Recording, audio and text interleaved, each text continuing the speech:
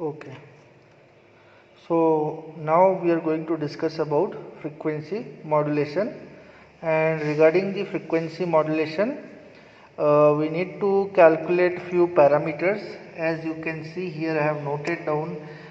First one is our frequency deviation, second is our modulation index, and third is our most important thing, what is the bandwidth of our modulated signal. Okay, before proceeding to this frequency modulation, just I am giving a brief of this frequency modulation. Frequency modulation states that the carrier frequency is going to vary in accordance to the amplitude of modulating signal. So here you can see this is my modulating signal and this is my modulated signal. So your carrier amplitude remain constant. My drawing is not so proper. So here you can see the first, when it is modulating signal is in positive half, means when it is positive, the carrier is having the higher frequency component. But when it is comes to the negative component, it will represent the stretchable of the signal. Stretch means the time period increases, your frequency will decrease. So that means here the carrier frequency is changing, amplitude remain constant. If the amplitude is remain constant and frequency change, that means this sort of modulation is called as frequency modulation. Okay, next. Now for this practical purpose, we are going to use an IC that is called 8038. Okay, and this is the configuration through which we have to generate our FM signal. Basically, this 8038 is a carrier signal generator. Okay, now if here you can see 7 and 8 act as an input for our modulating signal. This IC by itself will generate a carrier and also act as a modulator. Okay, so if you do not provide any sort of modulating signal over here, the output will represent from the pin number 9, 3 and 2 with square wave, triangular wave and the sinusoidal wave. Now if your modulated wave, if you want to see by providing the modulating signal from the pin number 9, it will be in a rectangular form. Okay, the modulated wave will form in a rectangular, it will not come in a sinusoidal form. The sinusoidal waveform will comes when we are using for a pin number 2. If you want to require the triangular wave, then you have to take an output from 3. If it is required to for a rectangular purpose, then you have to take the from pin number 9. The different applications are available for this output. It is not that these outputs are meaningless. These outputs are basically used for different application purpose. Okay. Now this configuration basically used to generate our FM signal. If modulating signal is not provided to this particular circuit, the output signal can be observed as rectangular wave, triangular wave and the sinusoidal wave.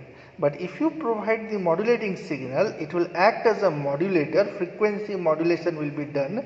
You will receive at the pin number 2 as an angle modulated or frequency modulated signal with respect to sinusoid, pin number 3 with respect to triangular, pin number 9 with respect to rectangular. After determination of this, we will calculate the frequency deviation. Now here you can see frequency deviation is Fmax minus Fmin. Fmax minus Fmin means, let us consider this is my wave. Okay, which sort of wave? Modulated wave. So first let us consider this is the maximum frequency we are getting for positive amplitude and the minimum frequency we are getting for negative amplitude, like this. Okay, so this is my modulated signal. Now Fmax and Fmin means, Fmax means when we are determining the maximum frequency. Okay, so Fmax means peak to peak value you have to measure. This one, this is Fmax. Fmin means this is the peak value we have to measure. Okay, this is Fmin and this is my Fmax. This, like this I can determine. After determination of these values, I will put in this equation. F max minus F min divided by 2, I will get the frequency deviation in my modulated signal. Once this frequency deviation is known, we can determine the modulation index with the help of what? Del F by Fm. Now Fm we have to select. Fm here we are selecting as a 1.4 kilohertz. So whatever the frequency deviation we will get divided by Fm, we will get modulation index. After determination of modulation index, we will determine the bandwidth. So this is the bandwidth relation, that is called Carson's rule, that is bandwidth is equals to twice of del F plus Fm. So while calculating this, we can determine the bandwidth of Fm. Okay. Now we will proceed for the circuit configuration in order to determine whatever I have discussed. First we will determine the frequency deviation, second we will determine the modulation index, third we will determine the bandwidth. Okay, and we will see the waveforms of frequency modulated signal. Okay. Okay. So here you can see the configuration. This is our 8038 IC, and this is the connection what we have made to make you understand, and from this signal generator we are providing the modulating signal. Okay. If modulating signal is not provided, first we will verify the output from the pin number 9, 3 and 2, whether it is a square wave or triangular wave or it is a sinusoidal wave. Okay. If the outputs are okay, then we will go for the modulation process. Okay. So here I have took the output from pin number 2. So pin number 2, as it was shown, the red probe is provided to the CRO, and you can see this is a sinusoidal waveform is taken out. Now if I am changing to the pin number 3, you can see the sawtooth signals are generated. That means it is okay. That means my IC is working properly.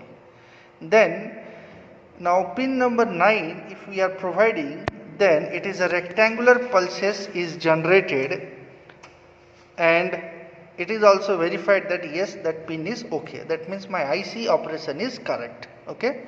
Now we will see, once the modulating signal which is generated from this function generator considering as 1.47 kilohertz, we will see the output from the pin number 2 as an modulated signal. Here you can see that upper one is our modulating signal and the lower one is our modulated signal.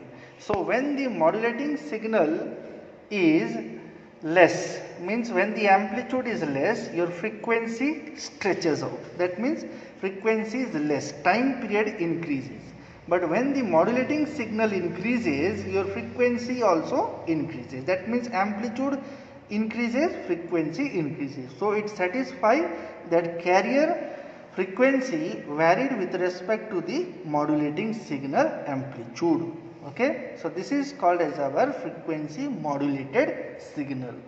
Now we need to calculate the frequency deviation, modulation index and bandwidth. So here you can see, as I have drawn in that figure, that peak to peak value we have to consider. We have to find out F max, we have to find out F mean. Okay. For that we have considered the values with respect to DSO. It will also represent the same outputs. So here you can see, okay. So here you can see that F max and F mean will be calculated since the time period increases. So here we will get the F mean. So peak to peak value is 1.2 division into 50 microsecond. You will get T max or T mean. Similarly, here the frequency is high, so T max we will get as this point to this point is around 0.6 into 50 microsecond. Okay. So this peak to peak is a T max, from which F max we will calculate, from this peak to peak it is T mean, so we will calculate T F mean. So once these values are determined, we can determine the F max and F mean. For you I have calculated. First you can see here how to determine F mean. So first here it is 1.2 into 50 microsecond as it was seen in a DSO screen. So 1.2 into 50 microsecond, it is called as a T mean. Okay, 1 by F T mean is nothing but F mean. So 1 by 1.2 into 50 microsecond, we are getting around 16.66 kilohertz. Okay, minimum frequency when the amplitude is of modulating signal is in negative half. Similarly, T max is 0.6 into 50 microsecond. So F max is equals to 1 by T max. So it is, we will get around 33.33 kilohertz. Now here you can see this is my maximum frequency when the amplitude of modulating signal increases. But when the modulating signal is in negative half, it is around 16.66 kilohertz. So that means my carrier signal frequency is varied. So it is called frequency modulation. Next, we need to calculate the frequency deviation. So frequency deviation relation is F max minus F mean divided by 2. So here it is F max is 33.33 minus 16.66 divided by 2. So it will be around 33.33 minus 16 point, it is around 2 point divided by 2, sir.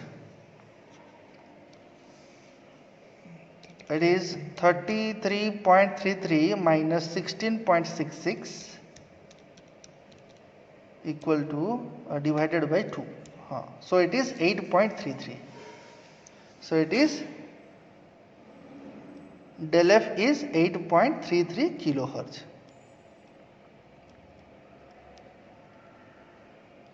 Okay. So once this del F is known, next we have to determine the beta value. So beta is equals to del F by Fm.